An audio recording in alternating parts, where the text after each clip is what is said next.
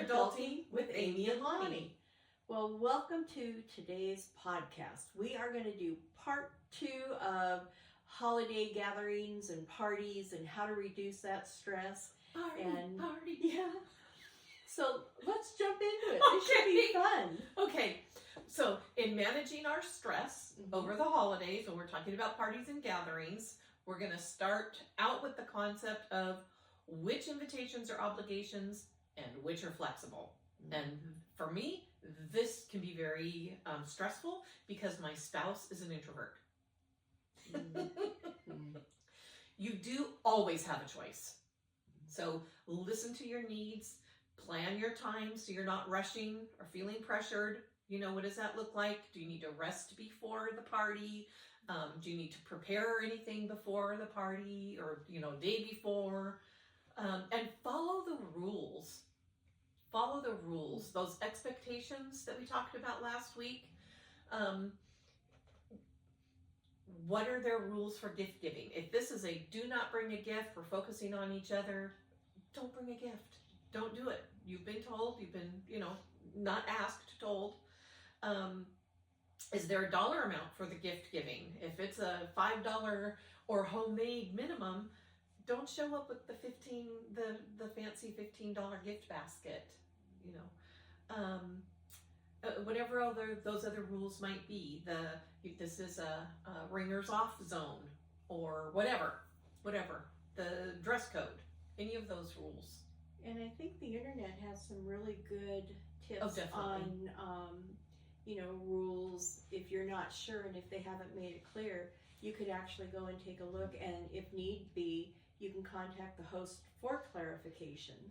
So, which is what we talked about with managing our expectations. If you're not clear, if that expectation hasn't been addressed already, then you ask. Yeah. Or if you feel as if you've got something that might come across as a special consideration or an exception, go directly to your host. Give them the opportunity to say, I understand you might have to leave early. I have this planned at this time, so perhaps if you go at this time, it won't be disruptive. Have the conversation. Okay. How to deal with unexpected behavior. And this is, you are at a party or you're hosting this party. Either way, the first go-to is attempt to just calmly address that. Oops. Sorry, Lani, this is a politic-free zone tonight. Maybe somebody's getting a little boozy. Can I switch up your drink? Not everybody wants to be rude or offensive. Maybe they don't realize that they're doing that. Be prepared to even go so far as to ask them to leave. This isn't working out real well this evening and I'm not comfortable with your behavior. I asked for this to be a politic-free zone. And that's very important to me this evening, that everybody feels safe. And I'm going to ask you to go ahead and go, and we'll have that political conversation later, but not here, not tonight. So work invitations. They may be expected, but it's unspoken. There may be an unspoken negative perception of you if you don't show up.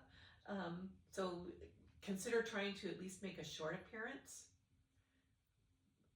What are some reasons why an office party is a good thing? Well, it's a team building event, actually. It builds camaraderie. People can see each other in a relaxed atmosphere rather than with business work and deadlines. It's a way to interact outside of the cubicle. It will boost morale. It's a good, pretty much brings people together. In your professional world, would an office, a holiday party, been considered a mandatory event? No, it isn't. And actually, we didn't have office parties after hours. We would have we would have gatherings down in the break room. Oh, And of course, you know, it was your choice whether you wanted to go down or not.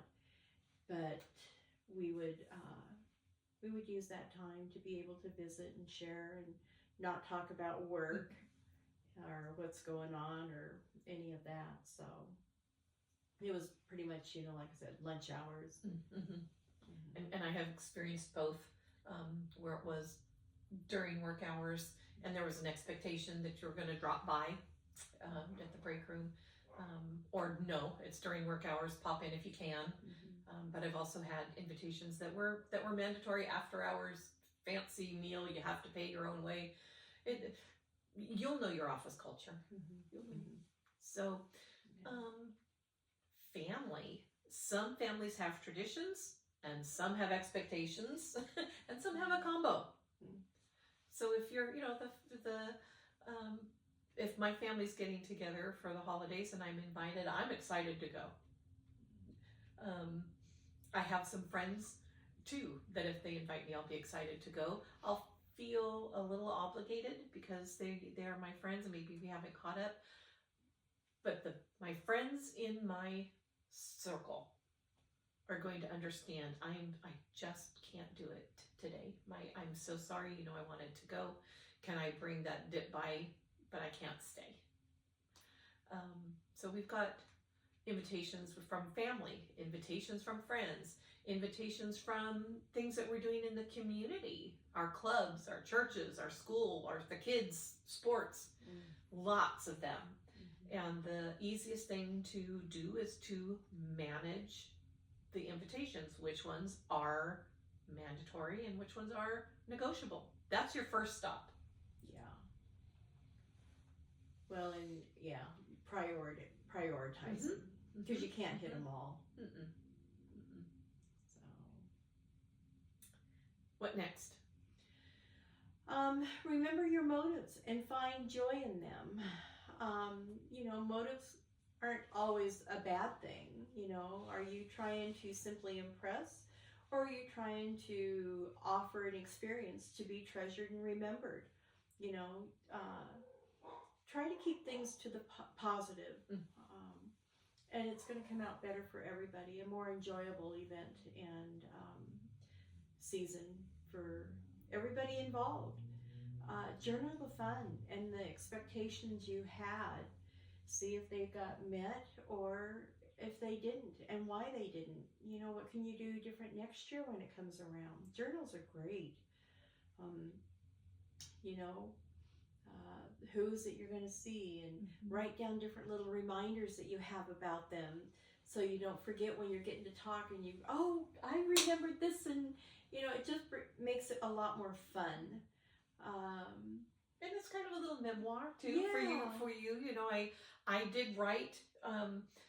I'm so excited to make the candles and the napkins match. I love crafting. At that point in time, I had the time, the energy, the resources, and it was exciting. I can't wait to see so and so, and that helped me remember the joy, which helped me de-stress a little bit when I started feeling a little overwhelmed in the processing.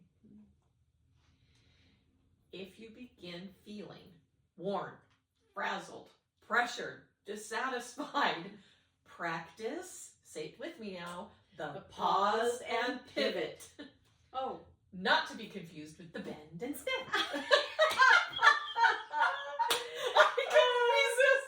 I couldn't resist. That's from Legally Blonde, right? Yes, it is. Yeah, so Yes, if you guys it is. don't know, that's from Legally Blonde. It's very funny. A funny scene in a movie. But yes, practice your pause and pivot. The power of that pause to go, I'm overwhelmed, I'm frazzled, I'm worn, I'm frustrated, maybe even you're angry. Maybe somebody said they were going to do something and dropped the ball at the last minute. Pause. Okay, pivot. I'm going to do this instead. I happen to know that Lani was also overwhelmed and didn't want to have to make that whole from fresh souffle. I wonder if she can grab the dip instead. Just something she can just scoop on her way. When you're feeling that and you're practicing your pause and pivot, eat some protein, drink some water, take a nap. listen to your music, pray, If I take can, the break. yeah, if I can say one of the biggest things that I've done with my family members is I can see when they're getting anxious and wound up, and I'll just tell them, close your eyes, take a deep breath in, let it out slow, and I have them do it 3 times, and then it kind of gets them regrounded. So if you feel yourself spinning out of control, just take a moment to close your eyes, take that deep breath, let it out slow, 3 times in a row, and you're going to feel better. Lots of things you can do in your pause while you're contemplating what the pivot needs to look like. Yeah, well then you can think about the pivot, because when you Exactly. get emotionally wound, you don't think clear, and you cannot make wise decisions when you are charged like that. No. So the best thing to do is to get yourself grounded and then think, okay, now what can I do to pivot? How important is this? What kind of a difference is it going to make? Exactly. Yeah. Reduce the expectations on yourself as well when you start to feel like that. Do you need homemade candles to match the napkins? Do you need 3 trees with coordinated rooms? Reduce your expectations of others. You know, forego the buns. Forego the buns. You don't want to feel bad that they feel bad that they forgot the buns or didn't have the time or now they're not coming. What are you going to do about the buns? Skip them. Yeah. Skip them. Or if somebody calls and says, I'm stopping for the ice now. Is there anything else? Last chance, here I am. Take advantage of that. They've stopped for the ice. If you happen to see a bag of rolls handy, that would be great. Yeah. Simple. So, quickie recap. Yeah. So be sure to pause so you can think clearly to be able to make wise pivots. And those little pivots will just make your day more enjoyable for you and everybody else around you. Because during the holidays, people don't want to be around people that are snapping and bitching and pissing and moaning, and you don't want to be that person. You want to be the one that they say, man, I really had a good time with that person. And that was just, I really would like to do this again next year. Yeah, and we're going to talk about that graciousness in being both a guest and a host. But yeah, you don't want to be at that person's house that says, somebody use the hand towel and not the disposable towels. Well, you put them both out. What did you think was going to happen? I don't know.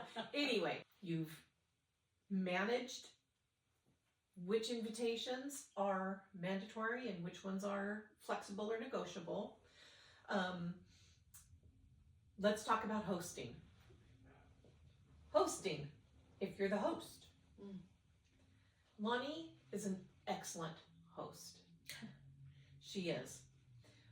If you're hosting, be mindful about your scheduling, making and keeping your lists, which includes your self-care. And we talked about this a lot in the first one, what that looks like. Be very specific. This gets going at 11:45. The Tuesday before, I'm doing the bathrooms, or that Saturday, and writing it physically on your calendar. Excuse me, and physically writing on your self-care. Delegate, especially if someone asks. Being mindful, what's their track record with you? If Amy tells you she's going to bring the napkins or she doesn't care, call me when everything else is assigned. I'll fill in the pieces. You know she'll do it. Do that. And now the etiquette of hosting. And this is where Lani just shines. It's just innate in you to be a good, gracious host. Oh. So talk to us about that. Well, thank you. Please. I didn't realize that. Always. Just showing up to come, knowing that we've got some work to do. You always ask, are you comfortable? Would you like something to drink? Always. Well, I just love having people over, just gatherings. But, the thing that, when I'm thinking about having people over, it's really important to make sure that they're taken care of, especially if they're helping you. You want to make sure that what you do lets them know how much you appreciate their help. and being organized and having things planned out when they arrive is really important. What I found really helpful is when I am having a party, I will take little note papers and I'll put inside each of the serving dishes what goes in there. And I'll have the serving utensils matched with it. So that when people show up, I'll say, oh, would you mind putting this in that dish? It's on the table, the label's in there. That way I don't have to hold their hand. So I think being organized really helps, and it helps to get people involved. And when people are involved, they feel like they're part of the party. So that's kind of all that I've got going that I can think of. But you were very specific in that, being organized, that's being mindful with your time, budgeting your time. That being gracious, thank you. Anticipating needs. Do you know someone has a dietary need, or do they look like maybe they need a different chair? Being attentive, being organized, like Lani said, with the food and the drinks. You've taken that into account. There's enough for everybody. Maybe, I'm going to a gathering here very soon where one of the participants is highly allergic to soy. And so that goes out as a reminder. If you're bringing something to share, it can't be even in the air. No soy, being attentive. Again, with the dress code, is there one? And matching that if you're telling everybody to be formal. You might not want to be jeans. Yeah, you might not want to be in slippers when your guests are arriving. I forgot to slip my high heels on. The invitations, putting your invitations out if you're hosting, making sure they're out in a timely manner. And with your invitations, remember who, what, where, when, why. Those are key points to ask when you're writing out your invitation. Or even texting it anymore, or making those phone calls. But in your little script or your template or whatever, be clear on your expectations. Reminder, politic-free zone, or whatever that is. Reminder, phones will only come out during the particular game time, or whatever that is. Be specific. Be specific. Hostess gifts. I could not have imagined that there'd be such a controversy over hostess gifts. Give a thank you. Okay. If you are hosting, accept the gift, the hostess gift, in a very specific way. It's with both hands and a smile and a thank you. How sweet. Thank you, Lani.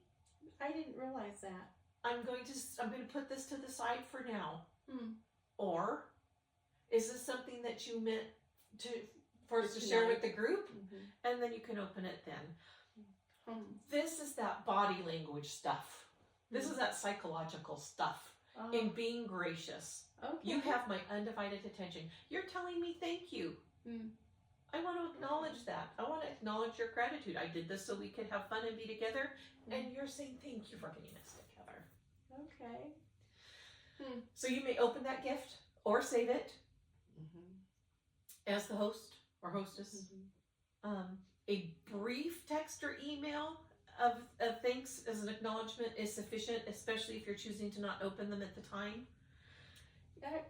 I've heard both ways. If you've acknowledged it verbally to them, that it's not necessarily, I don't know what the current etiquette is on that. Well, I researched it because I also had heard both. And the current train of thought is if this is something you've opened then, you're saying your thank you then. If this is something that you're thank you so much, that was so kind of you, and setting it aside, it's going to be important to let them know. Acknowledge that was such a beautiful bouquet. Right. Whatever. I mean, well, obviously a bouquet is going to be set out, but you don't have to write a full-on thank you note for a thank you note, which is basically what this is. Be very specific if you're the host or hostess on if there's a gift giving or any type of exchange of anything that's supposed to happen. Whatever that looks like. This is at a cookie exchange. We're doing a cookie exchange. bring some cookies and bring the recipe cards for enough people. Yeah. You know, be very specific. On your cleanup, what is that going to look like as the hostess? Don't start cleaning up around your guests. It says, well, here's your hat, what's your hurry? Outside of, let me take that dirty glass out of the way because we're refilling glasses, whatever that might look like. And I know for me, when I have people over, I don't want them to have to do my dishes. I don't care how many dishes there are. I don't want them to have to do my dishes or clean up. I just want to enjoy the company and then let them go on about their way and then let me clean up however I clean up. You know, that's fine. I love that. You know, I don't want to feel like people feel obligated to have to clean my house for me. That's uncomfortable for me. As a host, as a hostess, I'm a little bit of the opposite. If somebody's offering, I enjoy that time as people are, you know, they've left and maybe Lonnie has said, you know, please can I stay and help? Let me at least load the dishwasher. If I'm not too exhausted and trying to now have my recovery, which you need to schedule, I love that time. As a guest, it's my favorite time, but we'll get there. Well, you know, circumstances are different because when we're at the family ranch, when you get 8 to 10 people in a tiny little kitchen and they're all cleaning, they're having fun. The music is playing, they're dancing, they're laughing, they're singing, they're carrying on, and that's a fun time. But, you know, it's a totally different circumstance and situation, so it just really depends. Yeah. If I'm hosting something that's a slightly more formal dinner party, I'm going to wait. Oh, no, thank you. I appreciate you asking. Thank you for being here. I've got a plan. You know, make sure you've got that recovery time. Plan your evening accordingly because you are the hostess. You are the one who's going to be putting out a little more energy, a little more emotional labor, whatever that might look like. And your time will start days before and continue on until after the party, and even maybe a day or two after the party with the cleanup and whatnot. So yeah, you need that recovery time. If I am attending, I've accepted this invitation. Same thing, budget your time. Are you going to have a real tight turnaround after work? How is that going to look for you? Is this a party that's much later in the day than you usually do? Budget your time, budget in that rest, whatever that's going to look like. Dressing, what's the dress code? Plan accordingly. Where are you dressing? If I'm going straight from work, do I have a little checklist or Ziplocs? Is the jewelry in a Ziploc on the hanger with the shoes, with the whatever that might look like? You're driving. How far am I going? Do I have the energy? Have I budgeted my energy to take care of that? And then with the driving, what's the parking look like? Am I carpooling? And then the participation. What does that look like? What is the host or hostess's expectation of participation? Are we simply pass the potatoes to the left? Are we playing charades? If we're playing charades, you better believe I'm kicking off my heels. Yeah. If I've even bothered to wear heels. Yeah.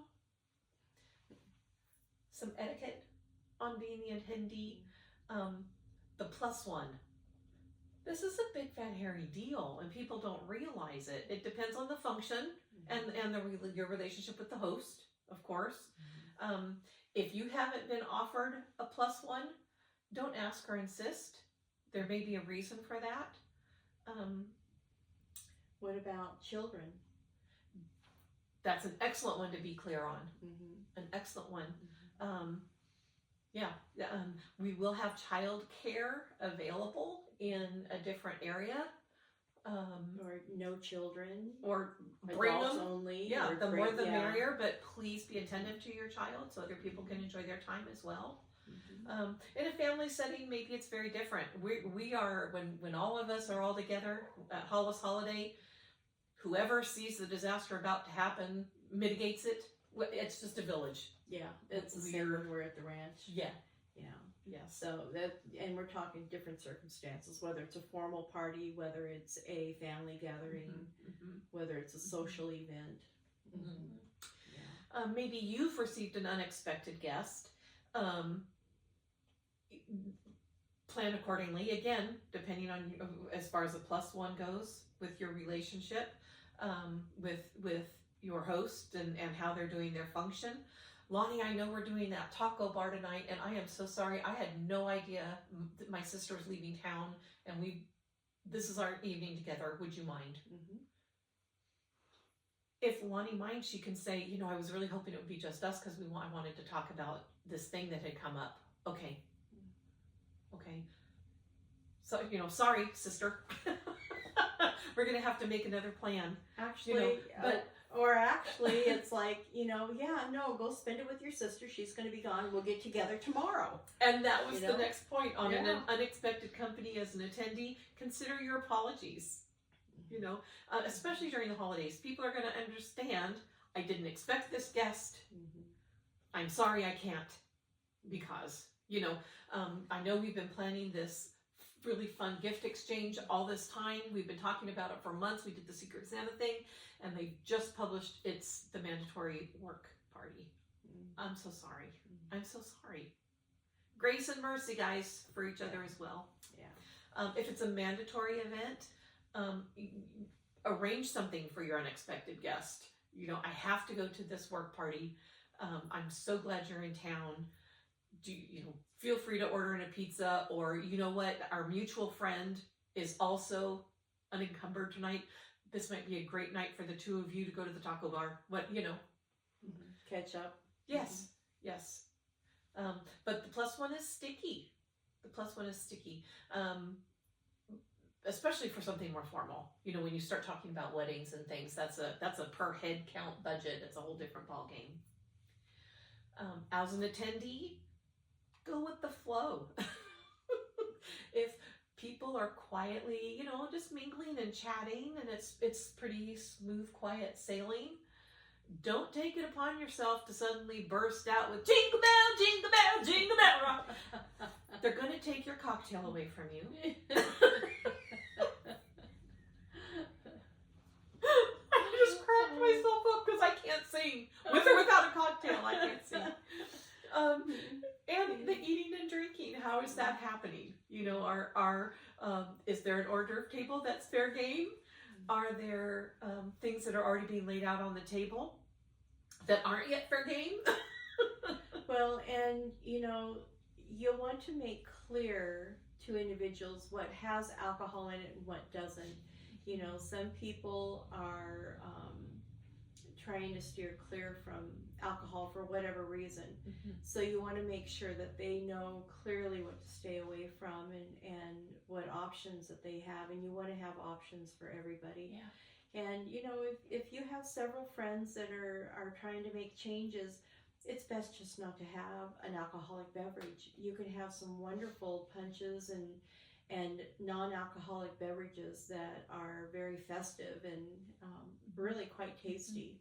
Which is that gracious host piece. If you're hosting, you can say there'll be alcoholic and non-alcoholic choices available, whatever. As an attendee, if I have a preference or if I have a concern, I'm just going to ask my host, is this leaded or unleaded? Contributing. Is this a more formal party? No, it's really not necessary. Don't bring anything. But still ask, is there anything I can do to support you in that? And maybe there's not. Maybe you've already been told. Just come. The pleasure of your company, period. Okay. All right. And dietary considerations. If I have a dietary consideration, I'm not going to hit up my host with, well, are you going to have, I can only eat ice cubes imported from Switzerland. What do you mean you're not going to have any? You knew that this is how I've been operating. Why would you even bother about? Rude. Bring your own ice cubes. Well, and be discreet. I was going to share. I really like the tent cards, the food tent cards. So you can actually put what's on it and possibly what's in it. If you have like cookies, and maybe you've got cookies, and I'll put includes pecans or includes walnuts, so people know. And if they have an allergy that I'm not aware of, they are, and they'll know to stay away from different things. And I learned that early on because one of my daughter's friend's son was highly allergic to peanuts, and I did not know it.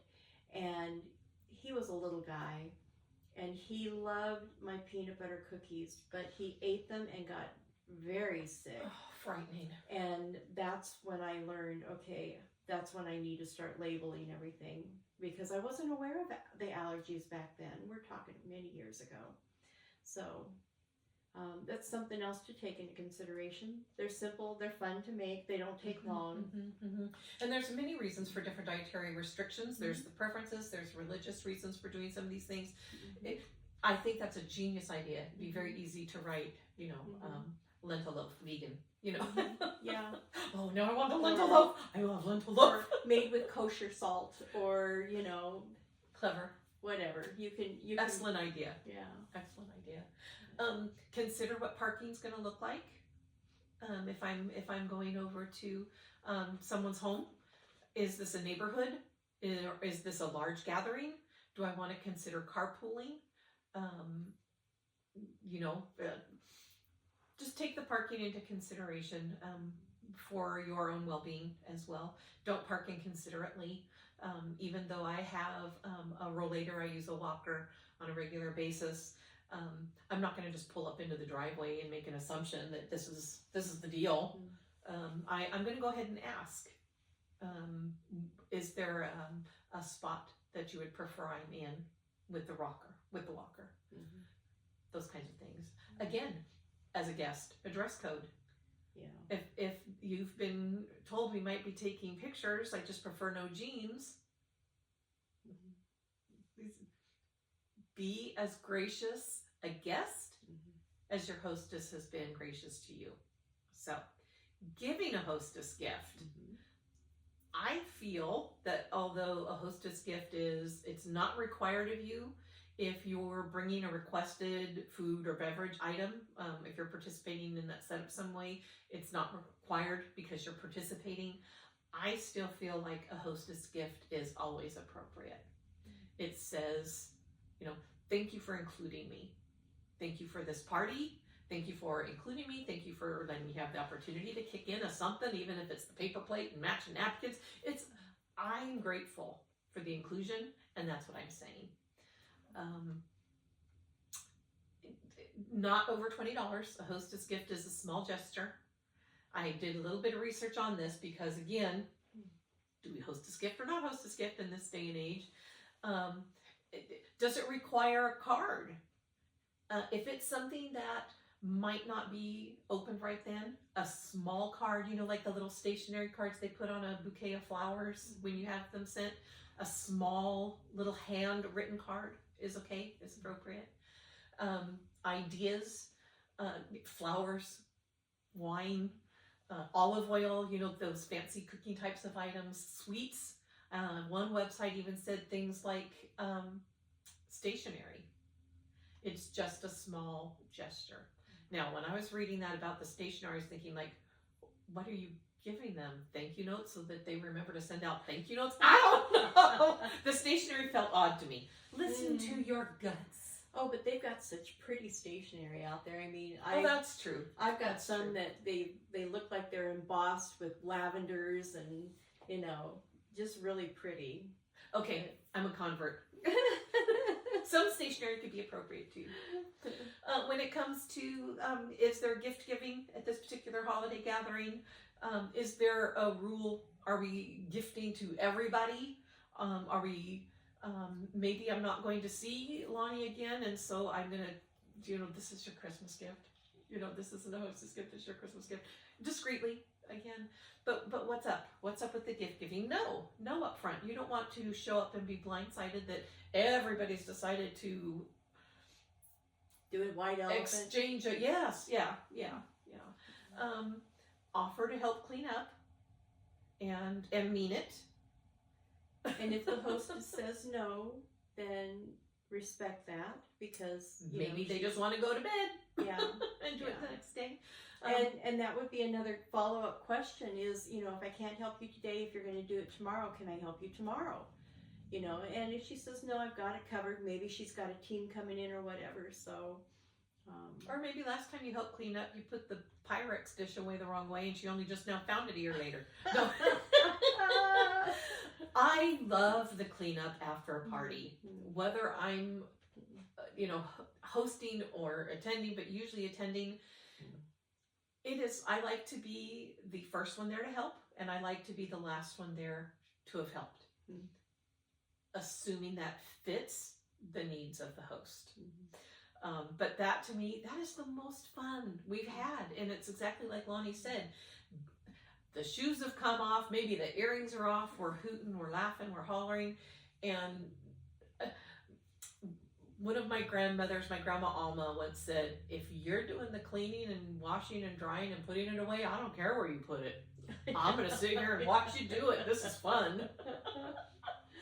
Do follow up with a thank you note or thank you text or thank you call. It doesn't have to be anything formal, but as a guest, I want to say, you know what? I had so much fun Wednesday. I just wanted to thank you again. You know? And I was going to say, you know, in your thank you notes, it's really a good idea to include, if it was a gift, a comment about the gift. If it was about a party, include a comment about an event that happened at the party. So Very nice. It becomes very personal then. It's not just, oh, thank you for the evening. If you include a little something about the item or the event, then it becomes very memorable. It just adds to the memories of what has been built. I was so impressed with your homemade candles matched the napkins. That was just family. No thank you notes were exchanged. And even as a guest, plan your recovery time. If this was late in the evening for you, plan a later date, start the next day. Because you've got to throw in that little self-care piece. Community activities. Oh. These are the ones that can really, for some reason, take the biggest toll on us. Probably because there's more people involved, you know, more eyes, more unknown expectations that you're trying to figure out and meet. Yeah, I can see that. Yeah. Evaluate what that toll is going to look like on you. Evaluate and mitigate the stressors. There's going to be lots of people at that candle lighting downtown. What's the parking going to be like? What's the driving there going to be like? Is there going to be food, drink, restrooms? Do I have a dietary need to make sure I've got a little protein bar with me? I've said dress code again, but that's a little more of weather related. I was going to say, yeah. Is this hats and scarves? Raincoats and umbrellas? Yeah. And again, planning your recovery. Plan your recovery. Give yourself time to recover. If this is listed as a midnight candle vigil, can you really do that? I mean, I love the idea of a midnight candle vigil. I could do that if I was doing it at someone's home. I would not be able to do it downtown. I wouldn't be able to handle the parking, handle trying to find a spot where I'm going to be comfortable, handle getting back to the car. Maybe it's you have to wait for the physical traffic to move before the car traffic. I wouldn't be able to do a midnight. I not downtown. So plan accordingly. Plan accordingly with your recovery, with anything that you're doing. So, wow. Sum up our parties and gatherings. Oh, go ahead. Like we said already, manage the invitations, manage your expectations of yourself, manage your expectations of others. If you're hosting, plan, write it out. Plan your time budget and your dollar budget, stick to it. Be gracious. If you're attending, be mindful, be prepared. And remember what the gathering is about. Remember that joy. Remember the camaraderie. remember the motive. Why am I doing this? Because maybe it feels overwhelming. Now, if you're having a period of time where everything is overwhelming, which the holidays can be for people, holidays can be very, very difficult time for people. Be sensitive to that too. Maybe they're missing loved ones. Maybe they're feeling lonely. Holidays can be very difficult. So just be mindful, be sensitive to yourself as well as to the others around you. And that's it. That's it. And recovery time, yeah. You want to make sure that you've allowed recovery time. But that was good. We learned a lot, and this is where we're going to end up ending the podcast. So remember, if you're new and you've made it to the end, if you subscribe, hit the notification bell, you'll get notified with each episode that we post. And let's see, what are we doing next week? I think I think we're starting to work in on our secrets. Oh, anyway, so you're going to have to come back to find out what's going on. But anyway, until next time, have a fabulous week. And be well. Bye.